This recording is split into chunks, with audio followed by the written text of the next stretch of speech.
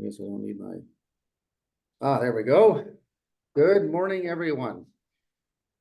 Morning. I hope everyone's doing great this morning. This beautiful Monday morning, April 22nd. And I think we're supposed to be out of winter finally. But I can tell you one thing, there was a lot of business that was going on last weekend, judging by how much my phone rang.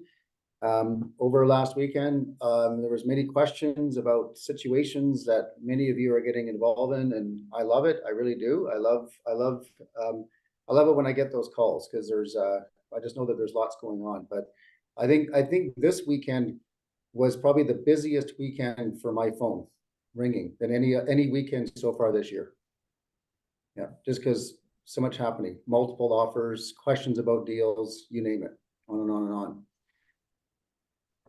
Anyway, as always, though, we have good stuff to learn this morning. And there's never a bad Monday. There's never a Monday that you won't take away something in your business that's going to help you. And I can promise you today will be no different.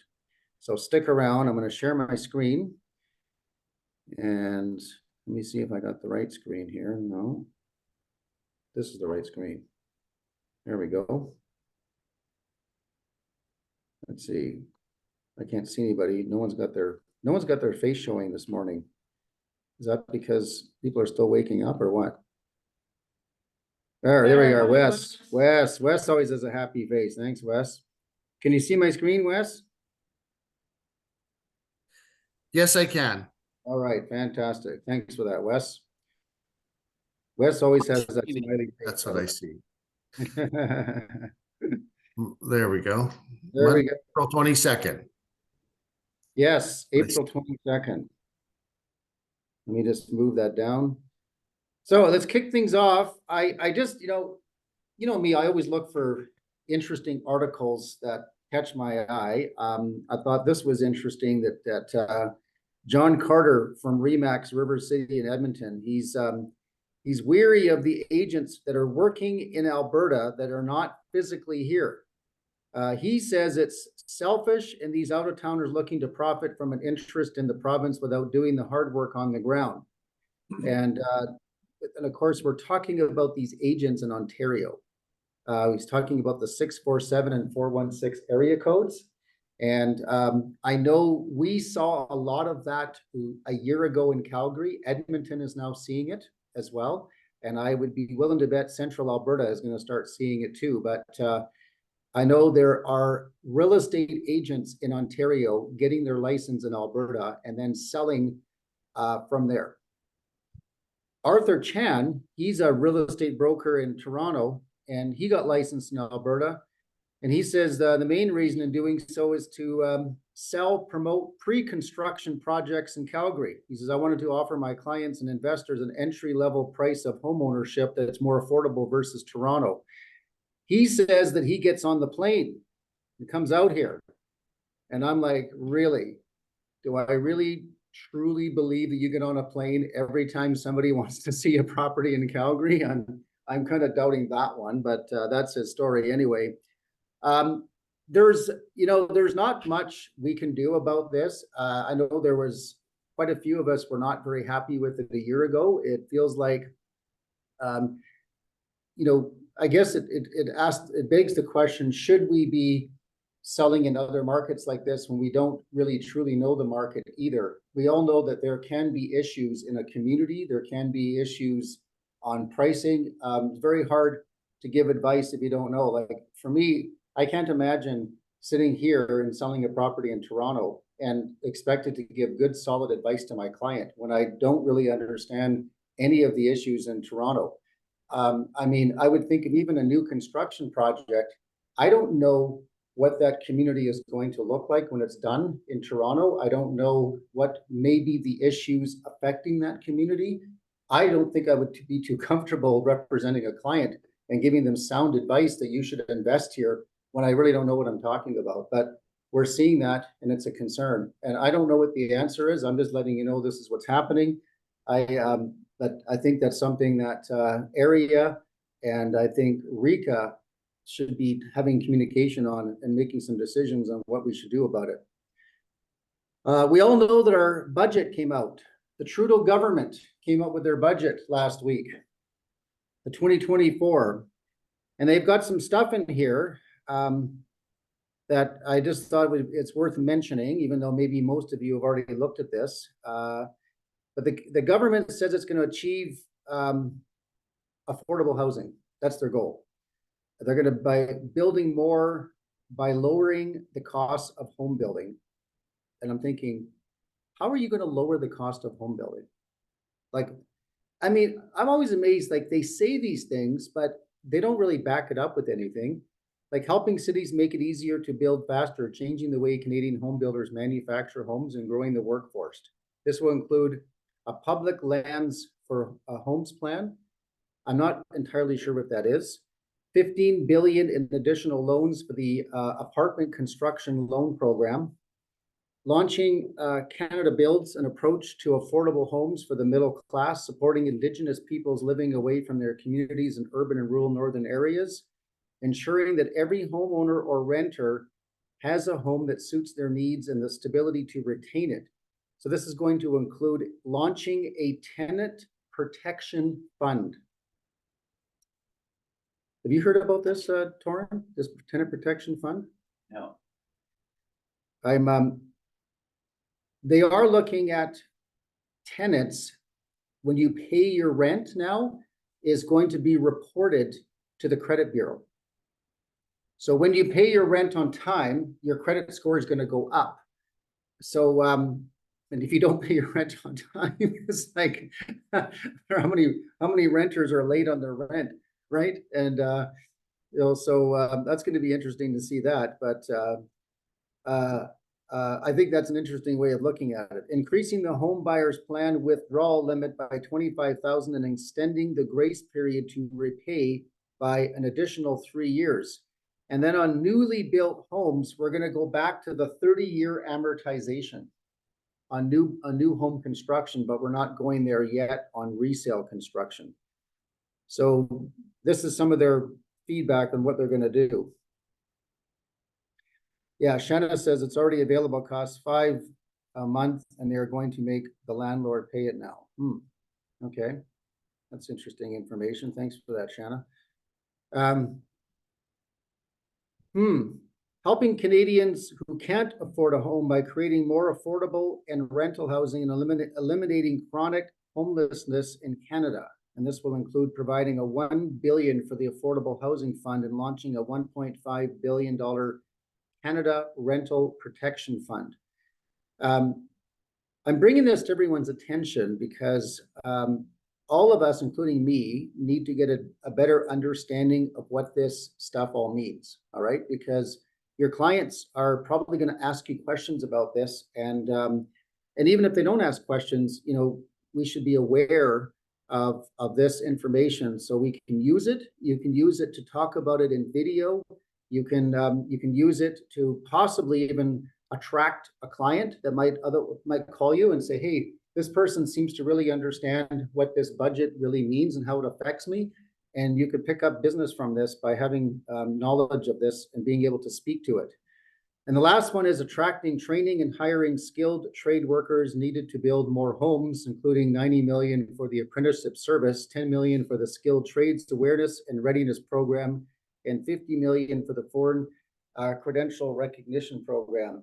Although, you know, one of the biggest problems we have in Alberta is we need skilled tradespeople, but they're choosing to come into real estate instead.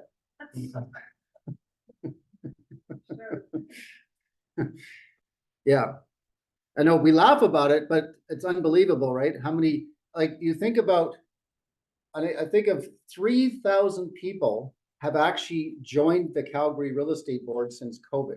3,000. How many of those, and I'm not exactly what the stats are for Central Alberta and Edmonton, but I know they're up, I'm sure, by 20% at least. But can you imagine if maybe half of those people or a quarter of them went into the trades that we really need? We all know we don't really need more real estate agents, or at least that many more. but it'd be nice to see if they would go into the trades. But I'm not sure, if this program will work. I hope it does, because I've talked to enough people. I was even just talking to Paul Klassen with Pinnacle Renovations, and he just told me the other day that his drywaller that he's used for years, really good drywaller, says, you know what, we've got so much business, we can't keep up, we can't work with you anymore. Like we can't sub out for your business. Like we're just so busy. And he told him, he says, and I can't seem to find any skilled drywallers to come and work for me. We've hired people, but we've had to let them go because they just were not very skilled at it. Or, they were other problems. He said there was addiction problem, mental health, not showing up, all these issues that they've had with drywallers.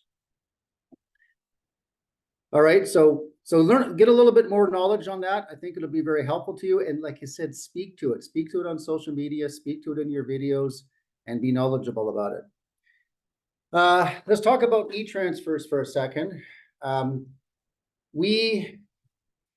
This has been, obviously this has been a year of change for us, with the mergers that we've done. We've clearly had to make some adjustments on conveyancing. We've had to learn to be a little bit, what's the word I'm looking for? More, you can tell it's Monday morning. Streamline. Well, maybe that's the word I'm trying to find. Streamline our conveyancing to have it work better than it was. I mean, we've grown quite a bit. In the midst of this, of trying to manage this and hire and train people, and we have done that. I will say that, Lorene in Edmonton's doing a great job. Charlotte and Red Deer is doing a great job, but they had to learn our systems and get comfortable with it. But in the midst of that, of trying to sort that out and get better at it so that we can get people paid. And by the way, the goal is to get everybody paid in about 3 to 5 business days. That's our goal. And we're working very hard to be the brokerage that does that, because we used to be that brokerage for many, many years too. But in the midst of all that too, all of a sudden this year, we're getting now e-transfers from buyers, which was not something we'd really seen much before. We've been accepting bank drafts and wire transfers, but now it's like e-transfers, and I get it. It's very convenient for buyers to do an e-transfer. They don't have to drive over to the office. They don't have to drive to their bank and get a bank draft and get it to their realtor. So I get the convenience factor. However, it does give us a few extra challenges on our end, and we are continually having discussions trying to streamline this as well to be a little better. So here's one of the challenges. How many people are doing a $10,000 deposit, but they only have a maximum of $2,000 per day that they can send an e-transfer, okay? So what happens is we'll get somebody who will go and fill out the form online, and we'll give all their banking information so we know the deal, which is nice. And by the way, not everybody's doing that. We're actually getting e-transfers that are showing up, and we don't know who it's from. We don't know which realtor it is. We don't know which deal it is. It just says Bob Smith, $2,500. And we're trying to figure that out. That's challenge number one, because maybe even our agent and our brokerage sent over to the buyer's realtor the information for the buyer's realtor to fill out. They just didn't fill it out, and they just went ahead and sent the e-transfer. They got the information, they got our email address, but they didn't actually send any information. So then we get this $2,500, which doesn't match the deposit, because the deposit says 10 grand. We only have 2,500, so that doesn't even match. And then of course, the next day, another 2,500 comes, the next day, another 2,500, the next day, another 2,500. Or to add insult to injury, they'll get a friend or a family member. So I'm Bob Smith, but I only can do a maximum of 2,500. And I go to Julie, hey, Julie, can you send 2,500 from your bank? I just bought this house. And Ash, can you send 2,500 from your bank? So now I got 3 different e-transfers from 3 different names for the same deal. Right. So you can see this is very challenging for us receiving this money and trying to sort this out. I don't have all the answers to this, but this is what the buyers are doing in their attempt to just avoid getting a bank draft, because like I said, a bank draft is just easier. It's one bank draft, 10 grand. We know who it came from. We know the deal it came from. It certainly made it a lot easier. But I think the reality is the world we're living in, anytime someone can do something that's more convenient and easier, they're going to do it. So e-transfers are not going to go away. This is going to be the new normal. But I'm pleading with all of us to be clear. Okay, if you are sending this banking information to the buyer's realtor, please, please, please, if your buyer is using family members and friends and all of that, and it's coming in increments of $2,500, please, it'd be helpful if we got an email to our info.mc@coldwellbanker.ca saying, hey, they're going to be sending it in increments of $2,500, and it's coming from Bob Smith and it's coming from Mary Smith, right? Whatever the name it is, and the deal. It just makes it easier. And another thing that's really helpful is in the subject line of sending the email, because it asks you in the comment bar in there for sending e-transfers, you can put the address of the property. That would be very helpful too. Rob, I have a question on that. So if you're getting family members to e-transfer, how is it that we monitor that money isn't gifted? Well, it's if like, do you know what I mean? Like, we don't really have to be concerned about that though. The gifted money is between them and their mortgage broker or their bank that they're working with. true, but is that not just an easier way for things to fall apart then when all is said and done? I don't know that a family member sending the money, it changes anything on the deal at all when it comes to that. Is that their deposit is their deposit, regardless of where it came from. The real estate agent that's representing the buyer, it's their job to track where the money came from, and it's their job to track whether it's gifted with their mortgage broker. It's our job as a brokerage to only accept trust money when we know where the money is supposed to go to. We are not allowed, and I think Torin can back me up on this, we're not allowed to accept trust money unless we have a deal. No brokerage, no law firm can ever put money in their trust account without actually having the paperwork and a deal. So that's why sometimes when I see an e-transfer, if I can't match the deal to it, I have to wait before I can put it into our account until I can verify who it's for and which deal it's tied to. Yes, Emerald. I'm just thinking how that works with FinTrack and with money laundering. Like if you can't verify where the funds are coming from and why and the origin of those funds. Yeah, it's a problem when you're sending e-transfers, like I said, because the buyer's agent's got to do a receipt of funds. Right. And that's why, I mean, I do send out it's not really a receipt. What I can actually do, like when I do an e-transfer, I can show that it has been deposited into the account and I can verify it by the e-transfer itself. But it's actually not a receipt, but it is showing that it was deposited into our account. Interestingly enough though, but it's not like I can't verify completely where it came from though. So e-transfers solve one problem, they create another. Just how it is. And because the bank for a mortgage, like the person has to, even if it's gifted money, they have to have it in their account for a certain amount of time before it can qualify. yeah, but they have to prove that to the bank. They don't have to prove it to us. Yeah, that was the reason for my question too, was exactly what you just said.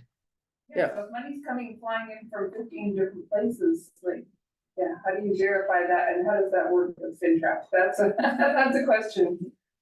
If you're representing a buyer, you have to verify where the money is going. You have to do a receipt of funds. That is your job. And so your client has to provide that to you. Yes, that's part of what you have to do. For us, on the receiving end though, we just have to verify what deal it is for. So anyway, like I said, I don't have all the answers. I just want you guys to be aware of these are some of the challenges we have. So sometimes we may be reaching out to you and saying, can you let us know, is this your deal? Sometimes we're trying to figure that out. And like even today, we had a whole bunch come in yesterday. So, today after this meeting, I'll be spending some time with Janine trying to figure out where all these e-transfers are supposed to go. So it's kind of a funny thing, previous to e-transfers, yes, the buyers did the legwork by going to the bank and bringing it here, and it made it easier for us on this side. Now it's just made it easier for the buyers to send money, but made it more challenging for us. We have to spend more time doing this. So, and it's just added to the process of conveyancing, which is, it's had its challenges, but we are sorting this out. We are streamlining it every day. We have to change our process and to make these little adjustments to get better and better at it. And we are getting better and better at it. We'll continue to get better and better at it. Because we have no choice to get better and better at it. There is no choice. We just have to figure this thing out. So be patient with us, well, as we deal with it, though. Another sad part here, and like even if we have like our branch number or whatever the information, the client just simply can't take it to the whole branch.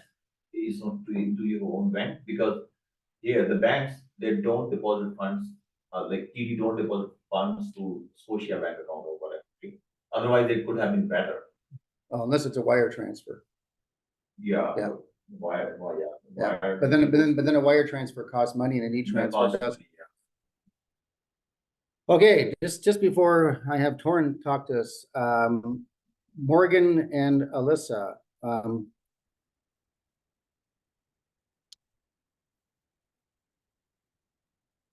stop sharing here because Morgan, you're going to talk to us a little bit about our swag.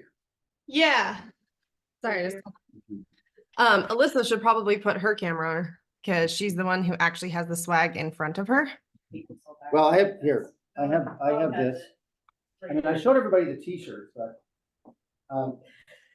Okay.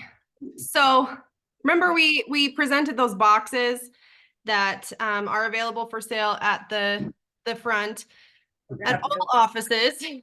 But we discovered that the way that we're doing these, we're using heat transfers. So we've been putting heat transfers on a bunch of stuff, and now we have swag. So not only can you get a box, you can get a hat, you could get a bag, you could get a shirt, you could get pretty much anything. But we order these in bulk.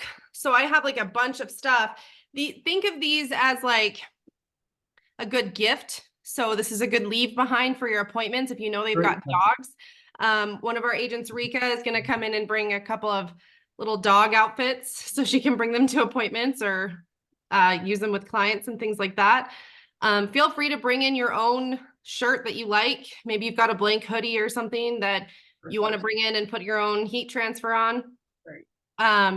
It's good on pretty much all fabrics. Alyssa's got the press, so we can make sure that we can do it for you if you want, but you can also just buy heat transfers off of us if you want to put them on any of your own stuff. Anyway, sorry. I don't have any in front of me, but anyway, also, if you're looking at doing a bulk order of any kind of swag like this, you think that you want to put something together, maybe you want to have a bunch of t-shirts made. I know how to order big sheets of heat press stickers, not stickers, but transfers. And you can put those transfers on a bunch of t-shirts. So maybe you have an event coming up. Oh, yep, there's one of the drawstring bags. You can get tote bags. Okay, we have a tote bag and it holds our box perfectly. We checked it. Oh, awesome. There Look we at go. that. It has See? a box in it right now. Perfect. Yeah, so cool stuff. Vanna. I love this. You're a good hand model. Has anyone told you that? But yeah. These are great gifts to leave for your client. I'm just saying, we're it's great to have all this swag for us to use, but I also keep in mind, we're always looking to differentiate ourselves from the competition. So how cool is it to leave that, if you're leaving the pre-listing package box and you want to put a tote bag in there or a hat or whatever, maybe they got kids, this goes a long way. Trust me, these little gifts, it's they're the difference maker. That's why we do it. So and Morgan and Elizabeth done a great job on keeping our costs down on this. They found a way to do it so it's really cost effective. So that's why we're doing it. So we'll see how many of you have an interest in this sort of thing. So I think there's something there to get. So maybe we'll start seeing everyone come to the meetings with Global Banker hats or hoodies or whatever. Like I said, if you guys want to do any bulk, please get with me because I know how to do them pretty inexpensively. And I also know how to do it where they're already done for you as well. My son and I have a little t-shirt making business on the side. So it's a thing we do. So if you need help making swag, let me know. All right. Thanks, Morgan. There is one chat. There is a chat. Yes. How much are they? I need one that would fit my Jeep tire cover. Yes. Shanna, get with me on that because I think we'd have to order you a custom one, but I totally know how we can do it. And they do it like per square inch of the sheet. So it's cool. Per square inch. That's pretty cool. Mm-hmm. Yep. I like it. Okay. Let's shift gears here. Little introduction. Torrin McNeil, obviously they're our in-house law office. And I asked Torrin if he would speak to this today, just because we've seen some deals that have gone to possession day and they haven't closed. And there is confusion as to what are the options around what can the seller do, what can the buyer do, what happens to the deposit money. And Torrin is going to speak to that in his presentation. So here we go, Torrin. Thank you.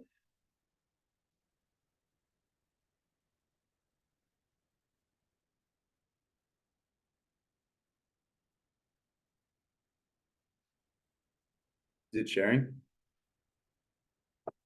Okay. Perfect. Well, thanks so much for having me, Rob. I can see that. Yeah. Yeah. Always a pleasure to be here and speak to one of the issues. And this one is, I think, one that I've actually seen a rise in it as well. As offers are becoming more, it's more difficult to make all these offers. You see a lot more unconditional offers from people from Ontario that turn out to not work out. So I'm going to be focusing primarily on the seller, what happens with the seller, and you as agents, what you should do when a buyer defaults. So that's going to be the primary focus. I'll touch a little bit on what you can do as a buyer's agent or what you should be talking with your buyers about, but the focus is primarily on what the seller should do. So just a little bit of shameless self-promotion just at the start. Then we'll get into the meat and potatoes. So who are we? We're a Gahi Law. So we share an office. We work closely with Coldwell Banker to offer a variety of different services, including real estate, franchise law, general business law, including contracts, corporate, wills and estates, civil litigation. Basically, ask us. There's a number of things, of course, that we don't do, but we have a wide range of contacts, and we would be happy to set you up with someone. We also offer services in a variety of languages. Almost everyone at the office, save myself, speaks another language. Fortunately, I'm only mono English. And we have 3 lawyers at our office, Humana Gahi, myself, and our newest lawyer, Kayla Cutter. She's coming from Diamond and Diamond, and we're really happy to have her here. And then lastly, just a little bit of a disclaimer. This presentation is for legal information only. This is not legal advice, and don't go to your clients and be like, I heard this thing from a Gahi. I know exactly what we should do. Default situations are stressful. They're stressful for the client, they're stressful for the realtor, and they're probably going to be a little bit stressful for the lawyer too. Probably the least of the 3, but it's a stressful situation. You need to seek legal advice if there's a default situation. Now, I could always talk in the abstract about what kind of these things are, but I figured people actually might want to hear a real story, a situation that actually happened to some people. And so we're pulling something out that happened. This case came out near the end of last year from the Ontario Court of Appeal. And so Ontario cases aren't binding on Alberta law, but boy, when the Ontario Court of Appeal says something, it means a lot across the country. It doesn't happen too often that they talk about residential real estate. So just to give you a bit of background, the buyers entered into close a purchase contract. A deposit of $50,000 was paid on a purchase price of $1,100,000, and there is no financing condition, unconditional offer. The deal was set to close December 15th at 6 p.m. In Ontario, they close a little bit later, but you can just imagine that this would be noon here, right? We have a hard deadline of noon. Sometimes an hour gets extended, but there is no requirement that hour get extended. On December 14th, so one day before closing, the buyer's lender, Scotiabank, pulled their mortgage. That's it. We're not giving you a loan. It was never disclosed why this happened. That could have changed the matrix a little bit, but for whatever reason, Scotiabank walked away one day before closing. Now, I imagine this is a stressful situation for the buyers. At this point, the sellers have no idea. They don't know that this deal is not going to close tomorrow. The following day at 3 p.m., the sellers do find out because the buyer's lawyer sends an email asking for, or gives them a call to the seller's lawyer being, I'm going to ask for an extension. 2 hours goes by and no email comes. The seller's lawyer then writes an email saying, we anticipate that you're not going to be closing. We're canceling the contract, keeping the deposit and relisting.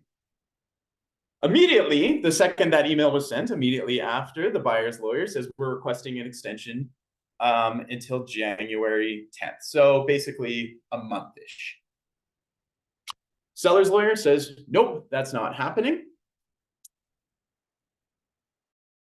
The buyer's lawyer the following day says, we got a private loan. We want to close on the 16th. Seller's lawyer says, no, we're just canceling the deal. Now, kind of an important part is this private loan that was supposed to close it on the 16th. There's no evidence to show that was real. That might have just been a bluff. So if that was real, would this have changed this entire case? I don't really know, but that's kind of an important part to say it. So essentially, this deal collapsed. So the sellers, they were ready, willing, and able to close. And that was said by the seller's lawyer. We're ready.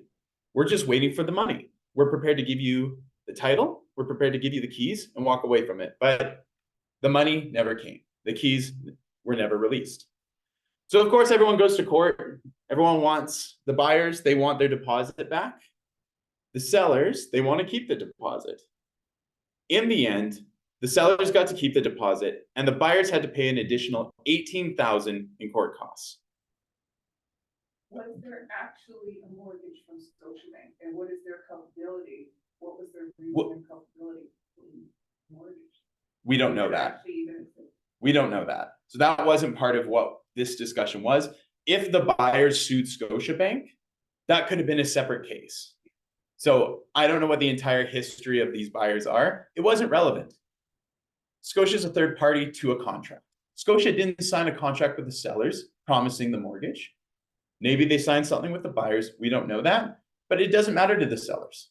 All that matters to the sellers is they didn't get the money and they were prepared, ready, willing, and able to close. So essentially the court said in this, if you want to cancel it the day of, or as soon as the breach happens, you can do that. Time is of the essence. 1 day delay, you can still cancel it. Now, again, we'll talk about this in the Alberta context in a second, but in Ontario, 1 day, the end. We'll talk about what you can do to try and make it for a little bit. I want to also say that if a deal cancels, the only thing that a buyer loses isn't necessarily the deposit. So the buyers in this case lost a deposit. They had to pay $18,000 in court costs. The sellers ended up selling this property for $130,000 more than the original offer. But if they sold it for less, the buyers would have been on the hook for the difference. So if they sold it for $1 million, rather than 1,100,000, the buyers would have been on the hook for the additional 100,000. Plus all costs, the taxes between the time that it would have been sold, obviously compared to everything else, it's pretty low, but it's still all those costs. So the consequences of not completing this deal were hefty for these buyers, but it could have been a whole lot worse. And so it's important for you guys to know that it's not just the deposit that's at stake. There's a lot more at stake. Now, again, this was in Ontario. Ontario law is not binding on Alberta. But again, the Court of Appeal of Ontario has a lot of sway across Canada. So I think it'd be interesting to see if there's a 1-day delay, how this plays out. Like if I was going to court. Yep. A case, I wanted to use that as case law in court. That's allowed? Yes. Oh, absolutely. Talk about Yes. ruling in Ontario. Yes. And that judge may consider that in their decision. Yes. And obviously, I don't know that the judge will, but I suspect this will come up. But who knows? I can't predict the future. Again, legal information. So let's talk a little bit about Alberta, and specifically some of the things that are in our contract, because our contract is different than Ontario.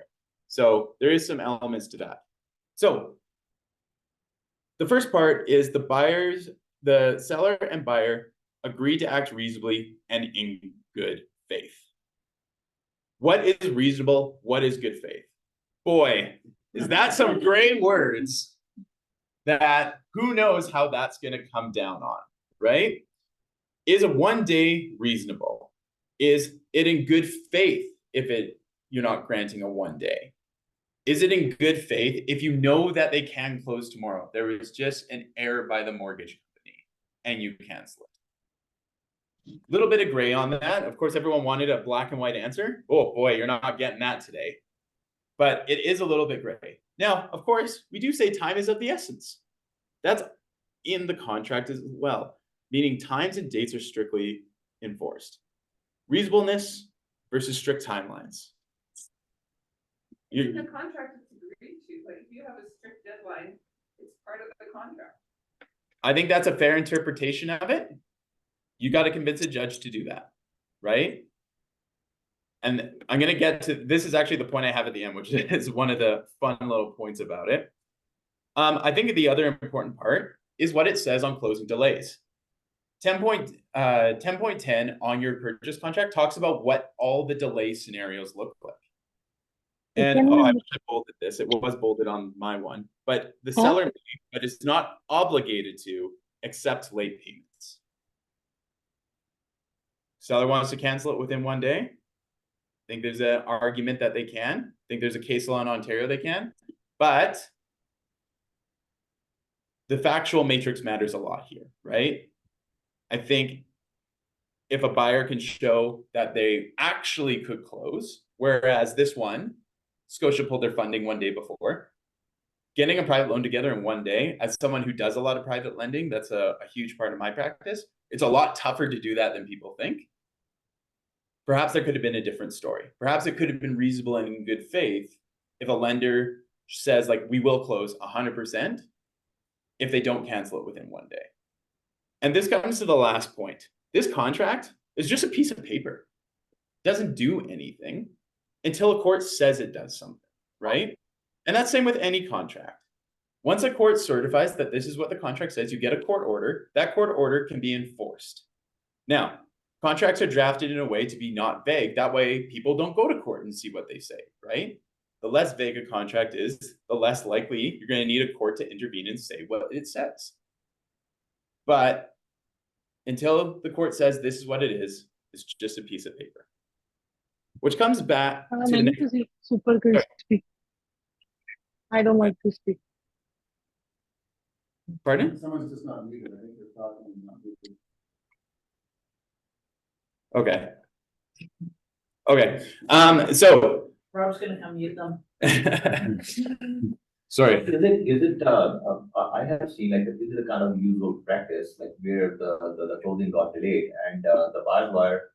So we'll talk a little bit about some stuff later on. Let's just there's a couple of things that I think are important that we're going to go through in the presentation. We'll do some questions at the end because I think some of the stuff you guys are gonna ask about are gonna get answered, or it's gonna be gray and you'll know what the possible outcomes could be.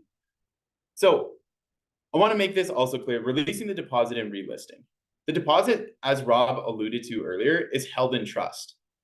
That means it's held until authorization is given by somebody. I suspect most brokerages, this one included, are going to want the lawyer to say, release it before it gets released. And again, contracts are just a piece of paper. If a buyer says, I'm entitled to the deposit back, a seller says, I'm entitled to the deposit back, the realtor does not, or the brokerage doesn't get to be the judge. Well, they most likely won't be. I can't say that every brokerage would do that, but I can trust Rob won't be as properly. You're going to want a court to say one thing or the other. So it's not going to be this instantaneous release unless parties end up agreeing. And we'll talk about that in a little bit, what agreeing looks like. So most likely it's going to get contested and you're going to need either a court order or some kind of authorization. Perhaps the brokerage is just going to send the money to one of the law offices and wash their hands of it. I'm sure that would be much less stressful for the brokerage. There's also the question of who's entitled to some of the deposit. On your exclusive listing agreement, if you're representing a seller, you're entitled to payment once the contract is firm. If the buyer fails to close the transaction, you are entitled to some funds. On a legal standpoint, that's probably how it is. On a practical standpoint, this might be a bit of a tough sell. So you'll probably have to have some talks with your client, with the brokerage, and perhaps with the lawyer as well. And I want to say that even if you think that you are completely in the right and you have a sound argument, it might still be something that goes to court, which could delay a lot, right? The buyer might register something on the property, whether it be a caveat or what's called a certificate of lease pendants, and then the property is unsellable until that is removed. That Ontario case that we talked about, you could see it took over 2 years for this to be concluded. In that time, the property was not being able to be sold. Now it was, as you can see, it was sold in that time, but there was a lot of things that had to happen for that to get to the point it was. And most likely some of that money was held back. So there are ways that that can happen. But if the buyer feels like the seller didn't act in good faith, you don't want to have a court. There might be a court battle that happens. Even if you win it, there might have been a delay, could have missed an opportunity, etc. So one of the options you can have is have a mutual release. You know, you tell, you give the buyer back a little bit of the deposit, and then you get them to sign something, say they won't sue, we won't sue you, and then you call it a day. Which is going to come into what you should do, which is work with the lawyer, work with your client towards resolution. That resolution might be going to court. That resolution might be releasing the deposit because you know there's a way better offer and you don't want to have your hands on it, or a partial release of the deposit with a mutual release signed attached to it. A couple of things that you shouldn't do, or one thing you need to do is you need to listen to your client, but don't agree to anything on your client's behalf without speaking with them, right? You're the agent. You could bind your client. Be very careful on what you say. You know, if the other agent says, hey, we got a mortgage, it's all good, just give us one more day. You say, thanks for the information, I'll pass it on to the lawyer. Or thanks for the information, I'll pass it on to the client. Not, don't worry, I'll make sure that this lasts another day, right? Or I'll try and convince my client to speak another day. Well, then it sounds like it is a bit of bad faith if you say, I'm going to convince my client, and then it doesn't get convinced, right? Anything that is emailed or text messaged text messaged, is that would be the past tense of it? I said that out loud. I was like, I don't know if that would be the right word. Anyway, anything that you text, anything that you email could show up in court. And even if you say something with the best intentions, or that you're going to try, or you're going to do whatever, that's could be what sinks the case for your client and could end up with a lawsuit against you. Of course, everyone has liability insurance, but it's not something you want to go through either way. And I think one really important part in working with the lawyer and working with the client is your expertise are super important on what their decision will end up being.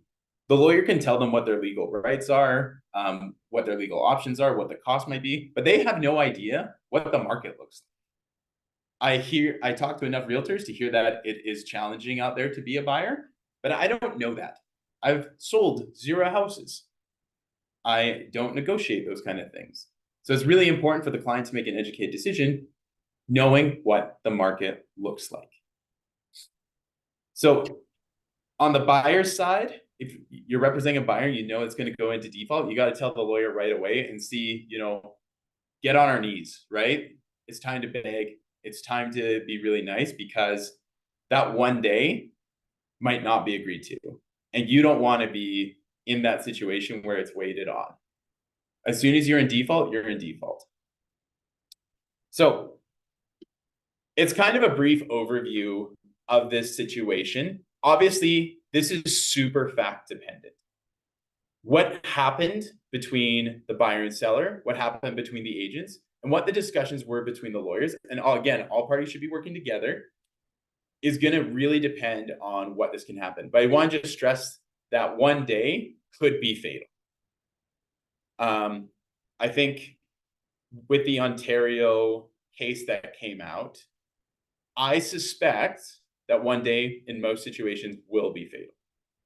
But it might not be, because we have these reasonable words and good faith words in our Alberta contract. So you think then, based on the Court of Appeal decision, the seller has a good chance of canceling the contract? I think they have a good chance, but we have words like good faith and reasonable in our contract. I think it depends on what the buyers did, because in this particular case, the buyers had their mortgage canceled. They didn't show that they were getting a new mortgage. They didn't show that they were going to actually be able to close. There was a lot of an evidentiary record that didn't show they would be in a position. They were just hoping they would be in a position. If you can show you're in a position, perhaps this decision goes a different way. Perhaps if they actually did have the mortgage at December 16th at 9 a.m. and they're ready to close at 9 a.m., perhaps this goes differently. Now, it might not, but this is why the facts are so important to the case, and working with your team, that being your lawyer, your broker, your client, is super important if you think that these issues are going to come up, or if these issues do come up, whether they're suspected or not. So I had a deal that conditions were removed in January and it didn't close. And I have buyers, they're not mine, out at my seller's property running a business that they were supposed to buy. And both the other realtor and the mortgage broker have ghosted the buyers. Well, that's unfortunate. I would say, so I don't want to speak to particular circumstances that people have had, because other lawyers might have spoken on it, and I don't want to, it's going to start portray as legal advice if I go too specific into your guys' situations. I will say, do not ghost people. If a buyer is defaulting and they've showed that they texted the realtor 20 times asking what they should do, oh boy, do you not want to be in court being like, I was trying to get my realtor to help me, I was scared, whatever. Oof. It won't look like you're the professional. It will look like a coward, right? That's my biggest problem with this whole thing, is that. Thank you. Yeah. Yeah. And I mean, you can't control what mortgage brokers do, but if you have a mortgage broker who, for one reason or I understand that lenders do what lenders do, but if the broker then ghosts the client and ghosts you, I hope you remember that.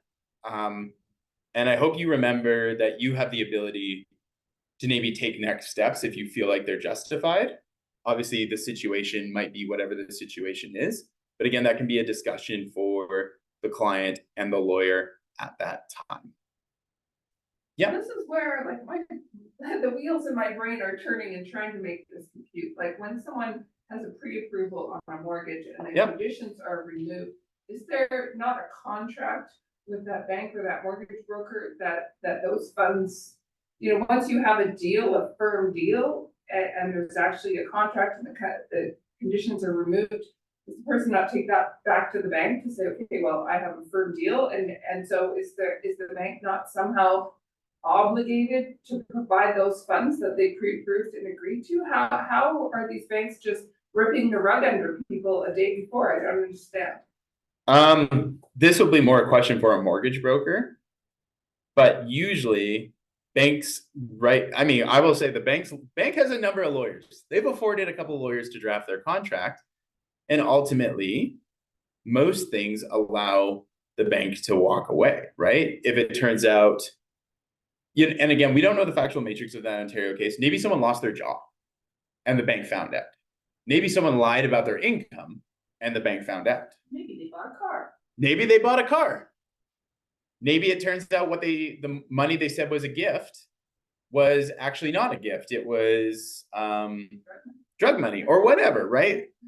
I think trying to make sure that your clients are like on track and doing everything right.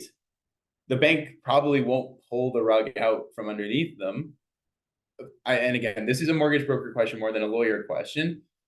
But whatever they sign with the bank, it might guarantee if the facts don't change. It might not also not guarantee it. It just depends on what they sign with the bank, right? But the pre-approval is not approval, right? So until that mortgage money hits the account, in theory, it's still always up for, factual changes, right? They might have said it was owner occupied, but they're actually making it into a rental. Somehow that came out, right?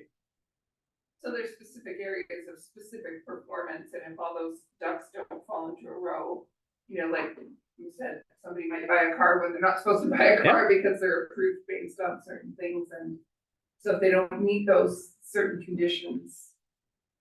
That's my understanding. I mean, if the factual matrix for a bank changes, do they still have to honor a commitment they made?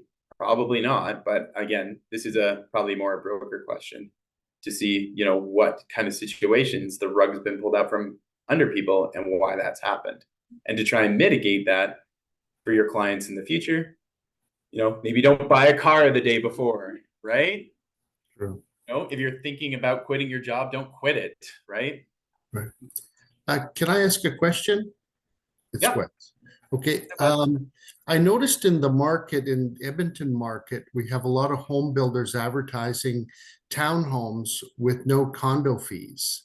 However, I'm sure when they sign in 2 years, when the actual condo corp is created, but what liability happens with that when the home builder is advertising no condo fees when there actually will be a condo fee? Oh, I guess like that's so contract dependent, but I suspect it's zero. They probably don't say we guarantee there'll be no condo fees in the future.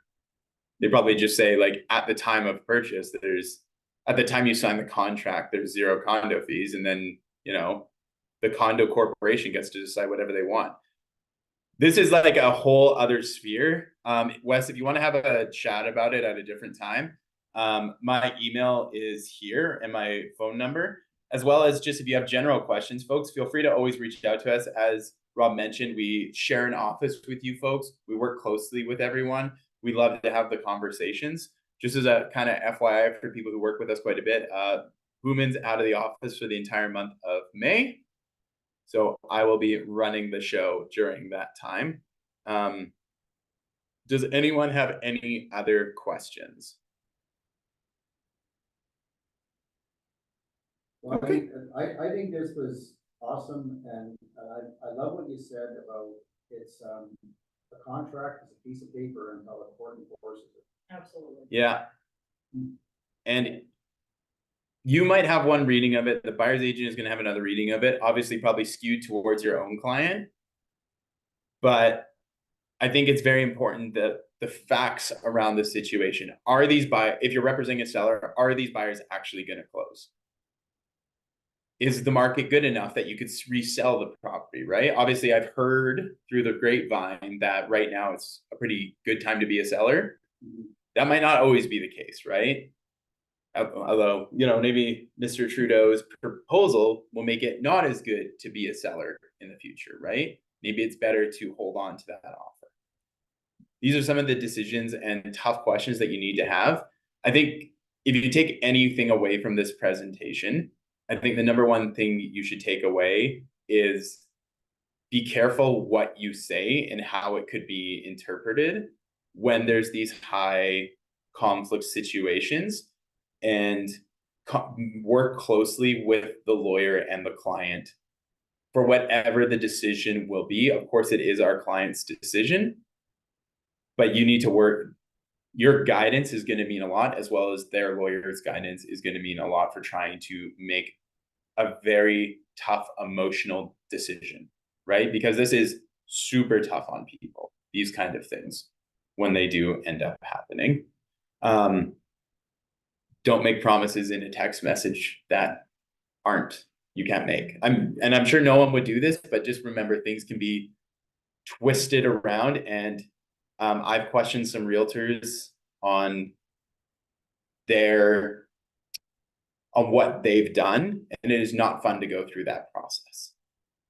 I think there's also something to be said for better to ask permission than forgiveness. It seems like this lawyer, the day before, sent an email, didn't really follow up on it, waited till the next day, and then the next day, the seller's lawyer is like, well, it looks like you're not gonna close. Like, it seems like they kind of left a lot in the wind without really doing due diligence to say, we've got a crisis here, can you help us? Can you act in good faith? Can we work something out? Can we adjust the contract? Can we have some leeway? The lawyers for the buyer side didn't seem to be on the ball. Well, and I think that's a fair observation. There was a citation in the slide. Did these slides go out? I don't know. Anyway, I guess the recording will be out. There's a citation, so you can actually read the full decision and the lower courts one. I would say if the buyer's lawyer was more proactive, it might have helped the situation, but it did sound like these guys had no mortgage one way or the other. I think, and obviously a little bit of our own self-promotion, we like to be very proactive. If you don't have a lawyer who's proactive, it could end up hurting your client's situation. So Yeah, because I have heard like usually like if if the funding goes delayed or whatever, right? Yeah. Usually the sellers lawyer give them the time with the interest, earning interest or something like that, right? yeah, and the sellers absolutely don't have to walk away. Let me be clear about that. Just make sure the sellers don't have to walk away. It's more talking about they could, right? They could, yeah. And it's important to understand that that is an option to it, and these deals might implode. And if you're representing a buyer and you know that their mortgage is going to have a little bit of issues, perhaps being proactive in some situations might be better than reactive at noon on the closing date. Right? Yeah, because technically, legally, like the contract ends on that particular day, right? So legally, it ends at 12 noon on certain day, right? No. Okay. I want to be very, like, the word ends has a lot of connotation with it. So if you mean like the contract is to be completed at noon on that date, yes. But there's lots of stipulations in that contract that extend past noon.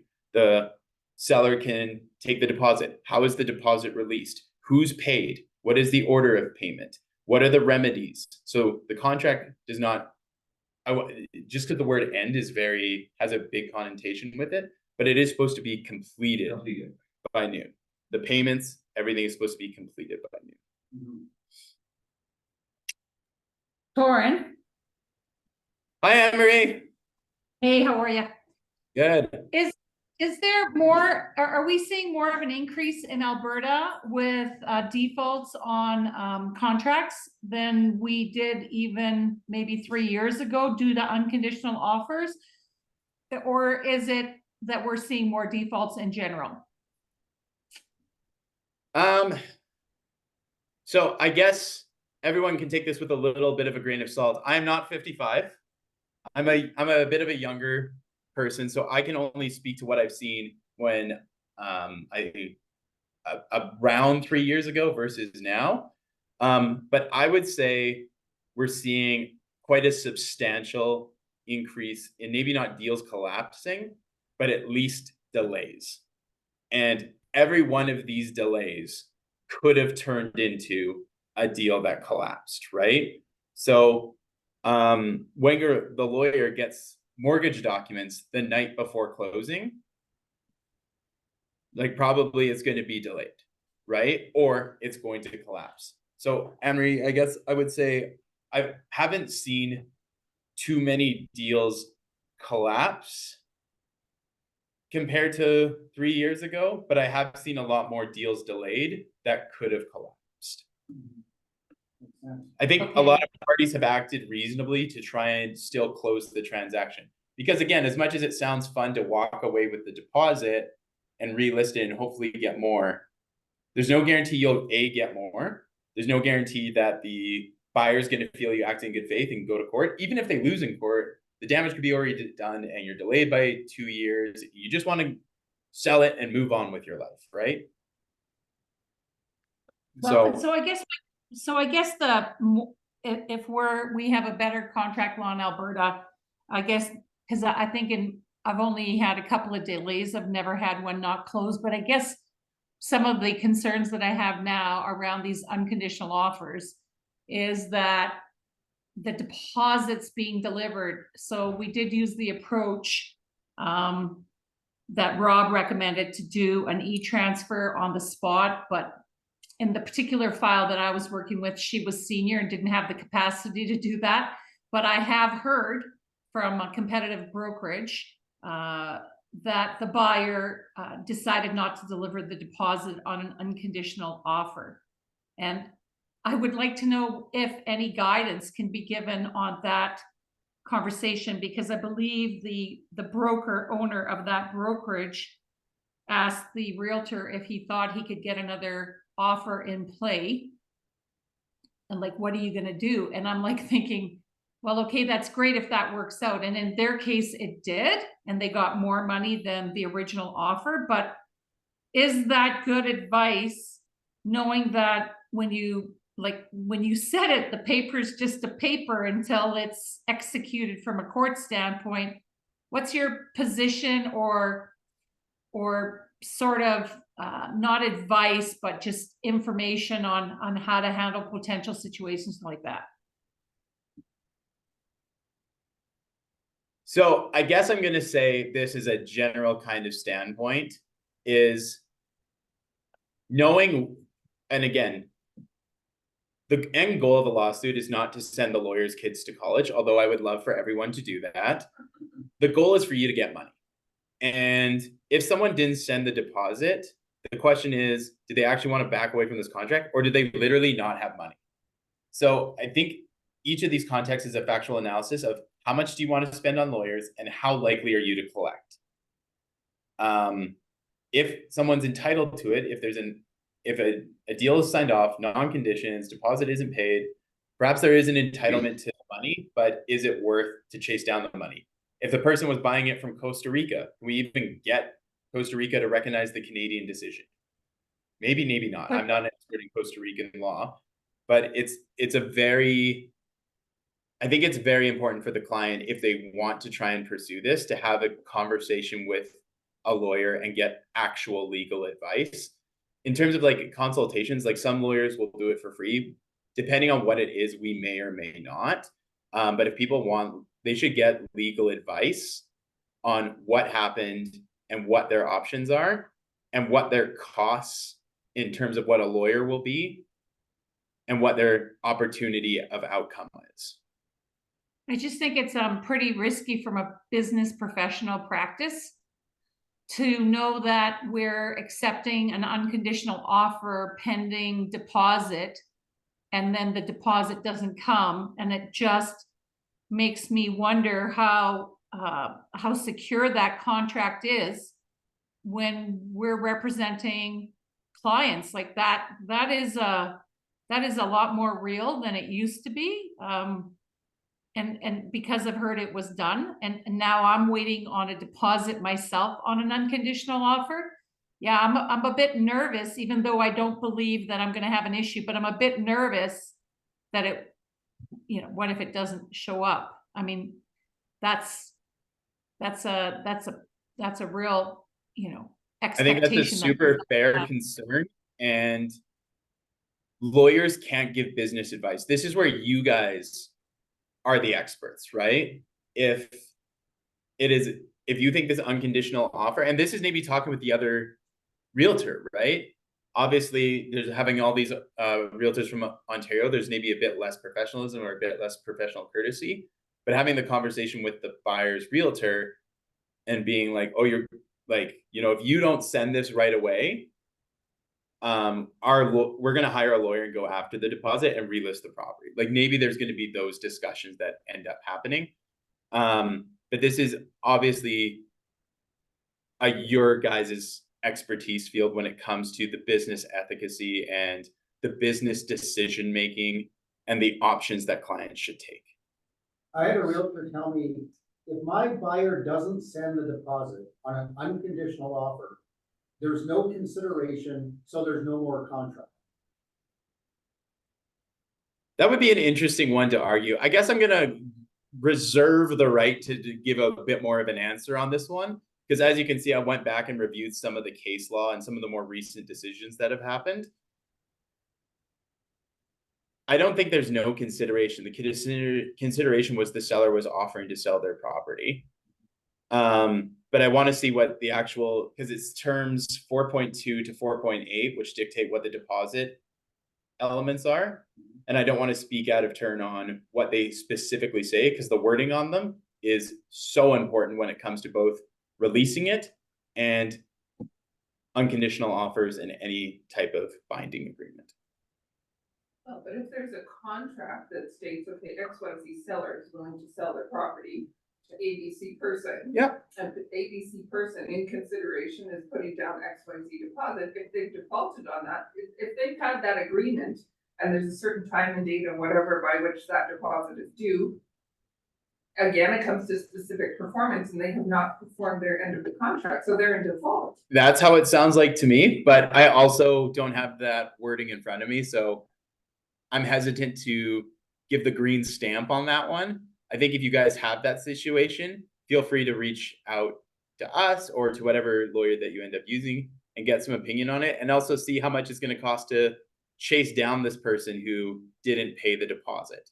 And that's two sides to that coin, right? So can that seller chase down that person that didn't provide the deposit? Of course. In a timely fashion, but then can they turn around and relist it? And yes, they can, because that buyer has not upheld their end of the bargain by. I would say that you guys shouldn't play judge, jury, and executioner on this. I think you guys should reach out if you're having these situations. Even from your own perspective, get the lawyer to give you the green light. Reach out to a lawyer, get a legal opinion, and get the green light. And this isn't me disagreeing with your interpretation, but I think making those decisions should be a team effort, and everyone should seek legal advice before they make those decisions. Because there's a lot of liability to the client and to you if you play judge. And it goes back to the definition of what is considered good faith. Yeah. Because maybe the buyer was on his way to bringing a bank draft to the broker and he got into a car accident. Yeah. And was in the hospital, couldn't call anyone, didn't know, went silent. Does that then give the seller the right to resell it immediately? And there's contract laws that I'm sure most people have never heard of, like the contract law of frustration, misrent. Like there's a bunch of like elements of contracts that you probably don't see in your day to day. And Sure. Yeah, exactly. Right. And I think it's, if you have one of these weird situations, you're not on an island, right? You have Rob. If you want to reach out to us, if you have another lawyer you trust, like reach out to people, make these decisions based on what has happened, and protect yourself and protect your client, right? That's kind of the big part of it. That is a good point, though. Somebody ends up in the hospital in a coma. Nobody finds out for 3 days. You know? Yeah. And that's. I mean, I have theories on that one, but I'm not going to go into that rabbit hole right now. But I think everyone's had some very good points. And you're all, this brokerage definitely has some top tier realtors, right? So I know I'm speaking to the choir on some of these things, but obviously just getting advice, getting things in writing from the lawyer. You want to make sure you protect yourself and your client. I think that's the big takeaway from everything. Even though we had this fun little story that happened in Ontario, obviously not fun for the buyers, but fun in general. The point of it wasn't to say like, this is how everything will play out. The point of it is, this is how one thing played out. So know that there are dire consequences to not completing the contract and a lot of costs that can be associated with it. So you need to be proactive, you need to move, you need to protect your client and yourself. Perfect. Barring any more questions, I think that's good to wrap it up. Fantastic. Thanks, Torrin. That it clarified a lot for me, and there is I'm gonna wrap up one little summary by saying this. So bottom line is, when you're representing a seller and the buyer's money doesn't arrive, Hi, is and Manning available?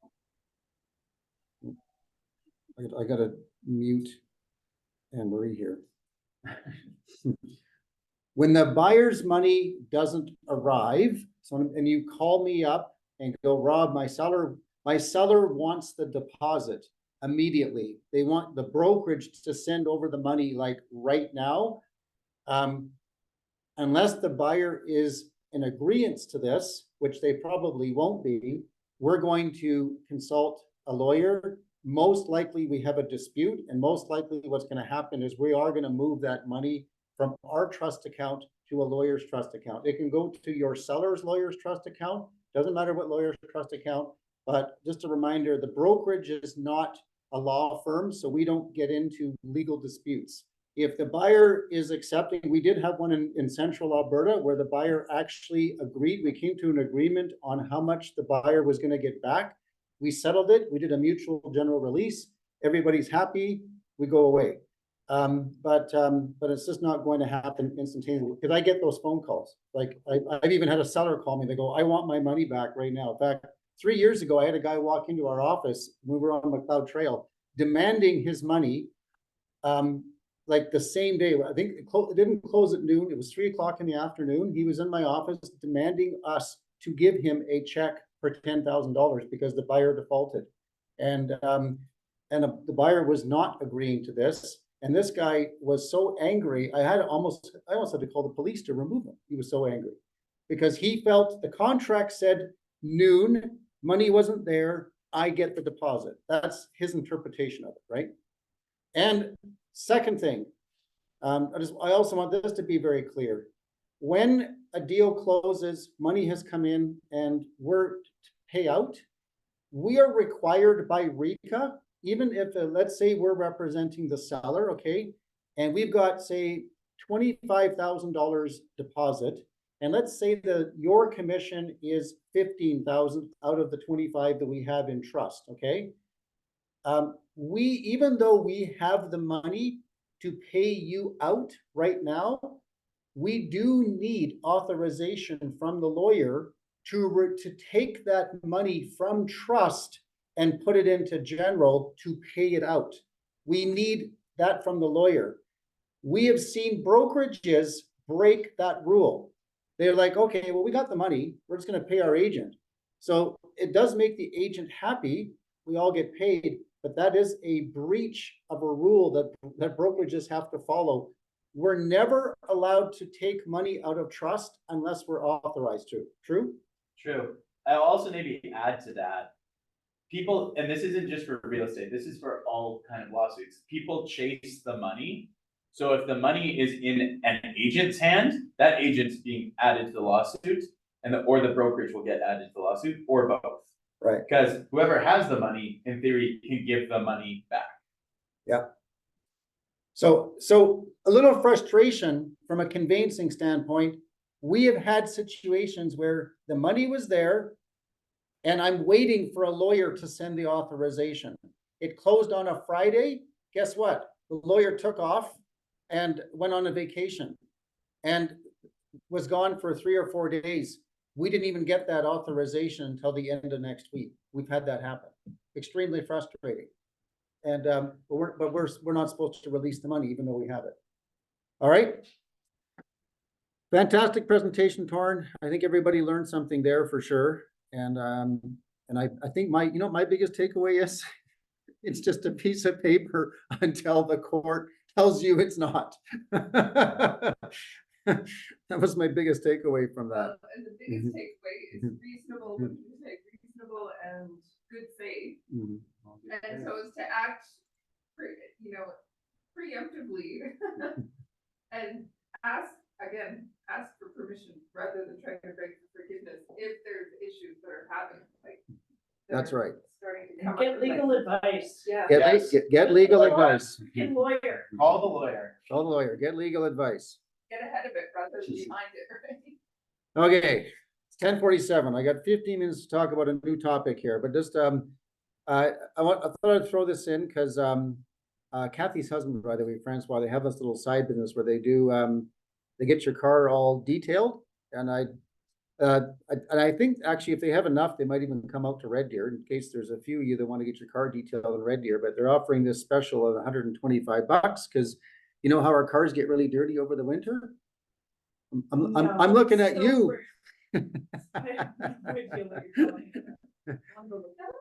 Yeah, there's the phone number 587-837. Oh, you can't see it. What they can see it, you guys can't. What did I do wrong here? Darn it.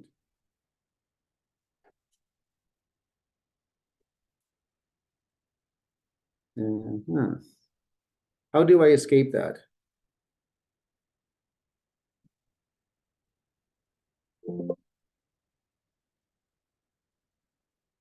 Okay.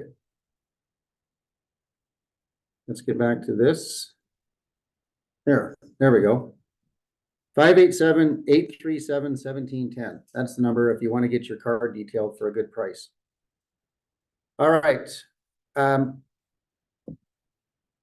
There's a common denominator, by the way, of this weekend when I get phone calls from our agents that are in a situation and they want to get a little guidance from me. And it's interesting, seriously, like 80% of the time, there's a negotiation strategy in the midst of this, because so often I'm getting a call because the other agent's not cooperating, my seller is saying this and doing this. And what we're trying to do is we're either trying to influence our own client to behave properly, or we're trying to influence our own client to understand maybe what's really going on because they're not fully grasping it, or we're trying to influence the other realtor in a negotiation of some sort. But the bottom line is it's an interaction of working with people trying to come to a common goal of coming to a resolution of some sort. And usually it's to come to an agreement on a contract, but all of this is a negotiation. All of it is. And I think for a lot of realtors, they have these expectations in their mind. They're going, well, I took the real estate course. I know I'm confident in how things work. I don't understand, why can't these other people seem to get it? I seem to get it, but they don't get it. And there's a level of frustration that comes with it. So this is why we spend so much time on Chris Voss, because this business is just a constant negotiation, constant. It never stops. I don't think you can go a day in real estate without some kind of a negotiation of something. And if you really want to be successful in this business, you've got to be a successful negotiator. You got to be able to deal with every situation with a calmness, which is not easy to do sometimes, to stay that real calm, collective person in the midst of a little bit of chaos, or in the midst of, even if your own client is not playing fair or maybe accusing you of something. We run into that a lot. So here's right from Chris Voss when he says, a skilled negotiator will penetrate their counterparts' motives, state of mind, intelligence, and emotional strengths and weaknesses. And I'm here to tell you, the average real estate agent, and probably the average lawyer too, doesn't get to do a deep dive into the psychology of this. What they try to do is they just try to use what they think are the rules as a way of getting everyone to play by the rules. And unfortunately, when you're dealing with people, I can tell you there's been a million times in my career where I knew I was right. But by telling the other people that I was right, didn't get them to change their way that they were doing things and do it the right way. So just by knowing you're right is not enough. You cannot just pass it on to people. Maybe unless you're in court. It's a little bit different, right? Skilled realtors understand that we play different roles throughout the buying and selling journey. You know, sometimes we're the enforcer, sometimes we're the savior, the confessor, the instigator, the therapist, the peacemaker. You know, we're all of these things, and you don't ever underestimate this. And so, number one, this is the absolute most important thing. You have to be in control of your emotions and control of how you are explaining things. It's so vital that you stay in control of that, that you don't let things get you too down on an emotional, because if you feel the frustration and you know, and actually you will feel it, but if you have the ability to take that frustration and remove it, and it might be that you have to do something. Maybe you have to take your dog for a walk. That might help with your frustration, right? Maybe it is you have to call somebody. But I don't think you're in a good position to be negotiating anything if you're feeling frustration, or if you're feeling anger, you're feeling resentment. If these emotions are present within you, you need to shut down the negotiation right now. Don't do it. You need to take a step back, because you can't properly do it. Even, especially in the midst of the other person is being frustrated with you, and it's starting to push your buttons. That's my I think that's the biggest takeaway from that I've learned from even watching all the Chris Voss videos, is that Chris is incredible. You can just tell by seeing him, he's just incredible about staying calm. It just absolutely nothing rattles him. So Chris Voss, if you've ever read his book, it's interesting because when he applied for the job of being a hostage negotiator, they actually laughed at him at the beginning. And it's like, yeah, everybody wants to be a hostage negotiator. I was thinking, everybody does. The last job I would want. But they sent him to work at a suicide hotline for quite a while before he was ever considered to be do that job. And I want you just all to think about that for a moment. Can you imagine if you took a job for a month at a suicide hotline, on what you would learn from that experience? Because sometimes when I talk to my client, I want to commit suicide.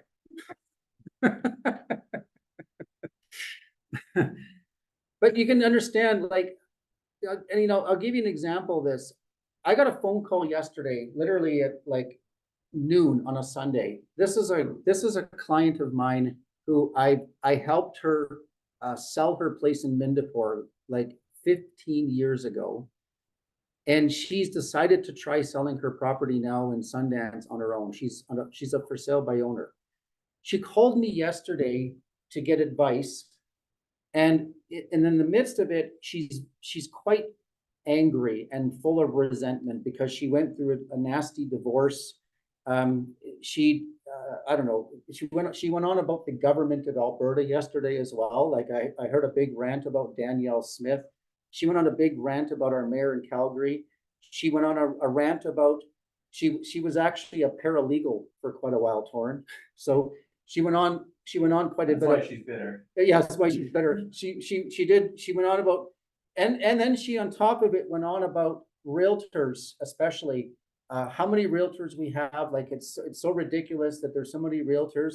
I couldn't argue that one with her. But then she went on about how realtors are just like bleeding people from their money, right? Like charging these ridiculous fees and bleeding people. So anyway, it was interesting. Am I using this as an example of the suicide hotline? Because like this lady, in listening to her and trying to find a way to actually help her, if there's even a chance that I could help her, because she does need help. She's actually not going to be, probably won't be successful selling her house on her own. But I had to listen to that. And I'm reminded over and over again of what Chris Voss said, because there was a time in my life long before I met Chris Voss when I would have got someone like that on the phone, and all I would have done was try to find a way of getting her off the phone. But Chris Voss taught me something extremely valuable in him being a hostage negotiator.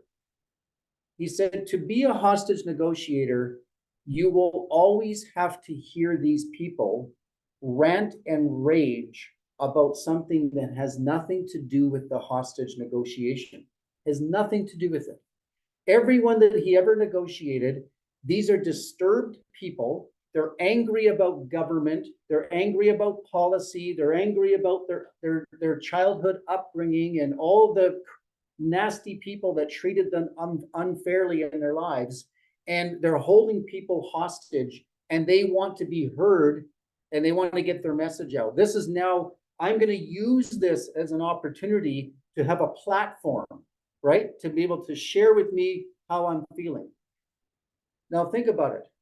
How many of you in this business have had a client that's done that to you? Because I can tell you, if you've been doing this as long as me, you've had many.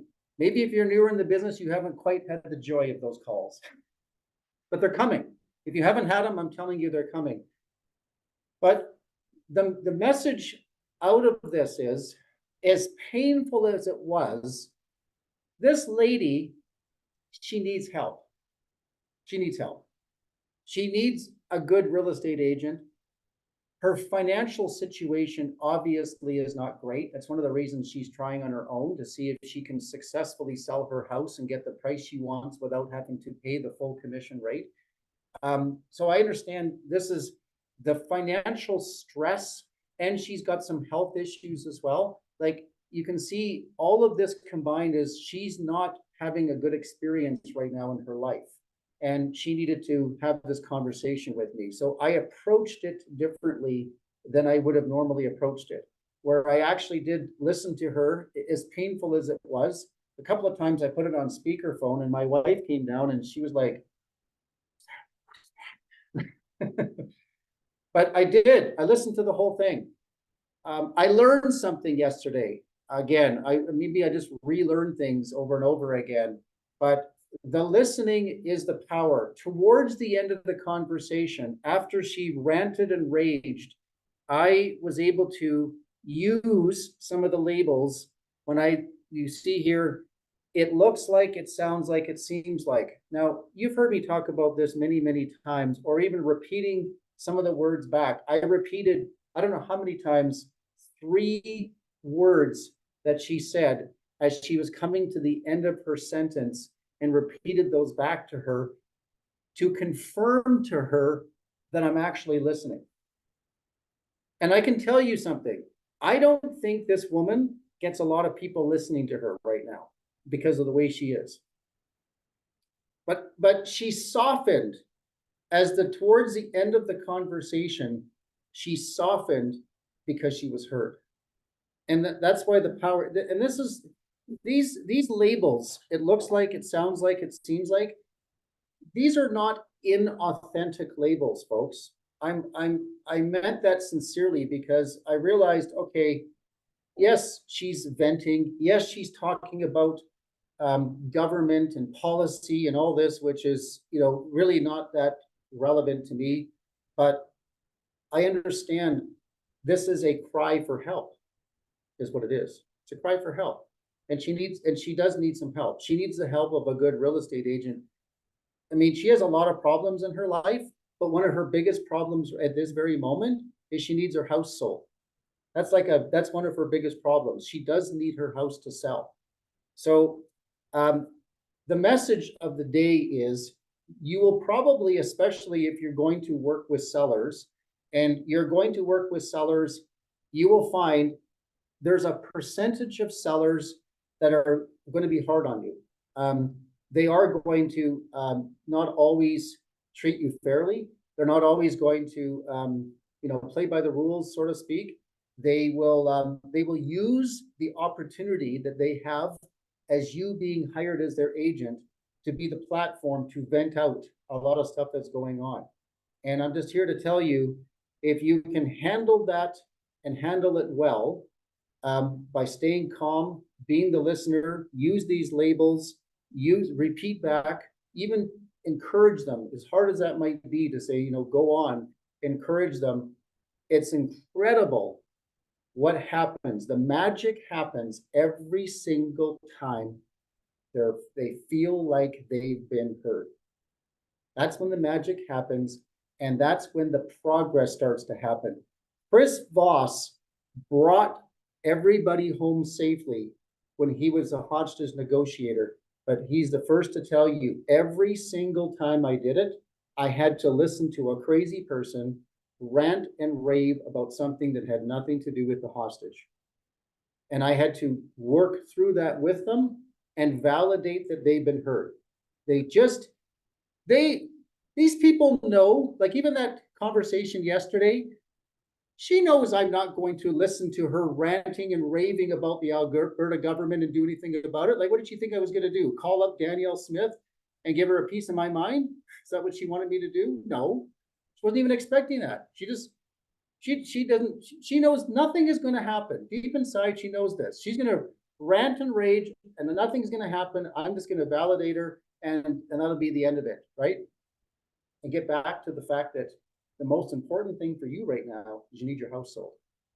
So take the Chris Voss negotiation serious and continue to practice this. And I will tell you 100% you will have more and more success as you do. Yes, what Emily. was the outcome? Were you able to negotiate her into the possibility of considering listing with you? Yeah, absolutely. As a matter of fact, I think I've made a huge, she hasn't made a decision to list with me just yet, but we made some very significant progress. I did not try to get her listing. That was also the powerful thing about it. This was a listening exercise. But she did say to me, she goes, I've been surprised that I haven't had very many showings from real estate agents. I'm very surprised by that. And I said, oh, you are? I said, what were you expecting? See, these are just the questions I asked. Now, I could have said what probably a lot of realtors would like to say, because in their mind, we're like, well, of course you're not getting very many showings. We don't want to cooperate with for sale by owners. We don't like for sale by owners, right? She doesn't want to pay. Yeah. As real estate agents, you might be tempted to say those things, right? But I continued with just asking her questions. Well, I said, well, what were you expecting that you would see? Well, she says, well, I was expecting that I would have even seen an offer by now. So she says, I'm really surprised that I haven't. Then I said, well, why do you think it is? Then she said, well, I'm getting the feeling that realtors don't like to cooperate with for sale by owners. I thought, yeah, you said it now. I didn't. Right. Just to affirm that, Rob, I had 2 crazy clients this year, exactly like that. And just to let them have verbal diarrhea and express their frustration. But at the end of the day, is that we sold their properties and I get paid just by listening. And then my difficulty is with the crazy realtor. That's my difficulty. Yeah, but good stuff. 100%. Yeah. You're right, Wes. And I like what Shannon said. Don't jump on a referral from Rob because you might get. I might have I got a client for you. No, I wouldn't pass her on to you. Believe me, you would not appreciate that. I'm curious about the crazy stuff. Yeah. What's happening? All right. That's all I got for today. next week, we don't have a meeting next week, by the way. So, but we will be, we do have another guest speaker coming up in April, May. We got Dave from REX coming to, and we'll be doing that out of Red Deer, by the way. Okay, I'll keep you posted. Have a good week, everyone.